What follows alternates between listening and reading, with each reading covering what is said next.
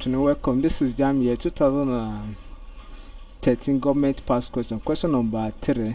The question is coming from a topic called sovereignty,